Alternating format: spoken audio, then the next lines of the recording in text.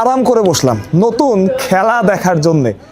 পাকিস্তান কাল বলেছিল বাংলাদেশ যদি বিশ্বকাপ না খেলে তারা এমন কোনো সিদ্ধান্ত নেবে যেটা সবাইকে চমকে দেবে, এবং বিভিন্ন গণমাধ্যমের খবর ছিল তারা বিশ্বকাপটা খেলবে না যদি না বাংলাদেশ দল বিশ্বকাপে অংশ না নেয়, অর্থাৎ বাংলাদেশ না খেললে পাকিস্তানও খেলবে না। এটা ছিল পাকিস্তানের গণমাধ্যমের খবর।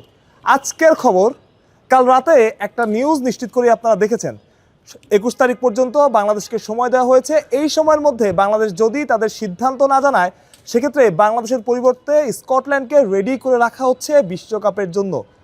এটা অফিসিয়াল সিদ্ধান্ত না, এটা কেবলই একটা গণমাধ্যমের খবর। এবং এই খবরের পরই পাকিস্তানের একটা গণমাধ্যম বলছে পাকিস্তান তাদের বিশ্বকাপের প্রিপারেশন বন্ধ রেখেছে এবং বিশ্বকাপে যে প্র্যাকটিস সেশন হওয়ার কথা ছিল সেটা আপাতত পজ করেছে পাকিস্তান। অর্থাৎ বলা যায় পাকিস্তানের মিডিয়া মারফতই যে খবরটা ছড়াচ্ছে সেটা থেকে নিশ্চিত হওয়া যায় পাকিস্তান এই ব্যাপারে যেই ব্যাপারটায় অনড় ছিল বাংলাদেশ দল, অর্থাৎ তারা বিশ্বকাপ খেলবে না, বিশ্বকাপে যাবে না যদি না তাদের ভেন্যুটা সরানো না হয়, যদি না ভেন্যুটা শ্রীলঙ্কায় হয় বাংলাদেশ না হয়ে।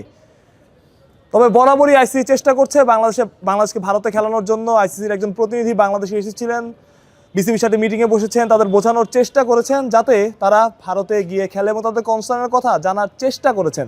যদিও বাংলাদেশ বিসিবি তাদের সিদ্ধান্তে অনড় ছিল এবং তারা যে ভারতে যাবে না সেখানেই তারা স্ট্রিক্ট ছিল, যার ফলে এই সিদ্ধান্ত খুব একটা এগোয়নি।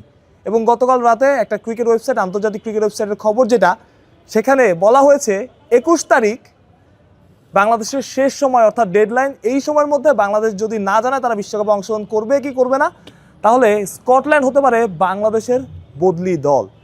সেই খবরের পরই আজকে সকালে নতুন খবর, পাকিস্তানের একটা গণমাধ্যম, প্রথম সারির গণমাধ্যম জানাচ্ছে পাকিস্তান তাদের যে প্রিপারেশন সেশন ছিল সেটা আপাতত অফ করেছে এবং বন্ধ রেখেছে, বন্ধ রাখার সিদ্ধান্ত নিয়েছে।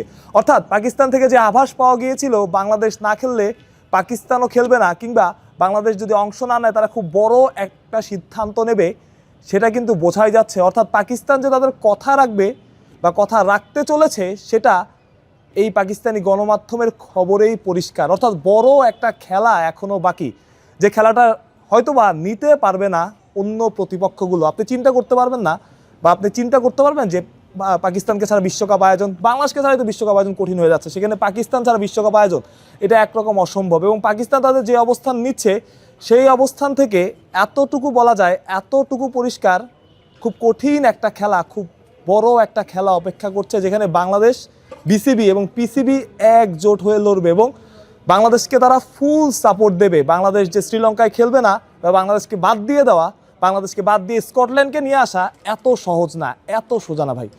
এখন পর্যন্ত বাংলাদেশের খেলার যে সম্ভাবনা সেটা অনেকাংশেই আছে এবং বিভিন্নভাবে এই খেলাটা অন্যদিকে নেওয়ার চেষ্টা করা হচ্ছে, যে চেষ্টাটা হয়তোবা তারা মিডিয়ার সাহায্যেই করছে, বারবার বিভ্রান্ত করে দেওয়ার আগে অনেক দিন আগে একটা খবর প্রকাশ করেছিল যে আইসিসি নাকি বলেই দিয়েছে যে হয় ভারতে খেলো না হলে পয়েন্ট দিয়ে দাও। পরবর্তী বিসিবি বলেছে এই খবর মিথ্যা এবং এই খবরের আসলে কোনো সত্যতা নেই। অর্থাৎ বোঝাই যাচ্ছে এখনও অনেক খেলা বাকি, সে খেলাটা আপনারা আরাম করে বসে দেখুন এবং বাংলাদেশের সম্ভাবনা এখনও আছে।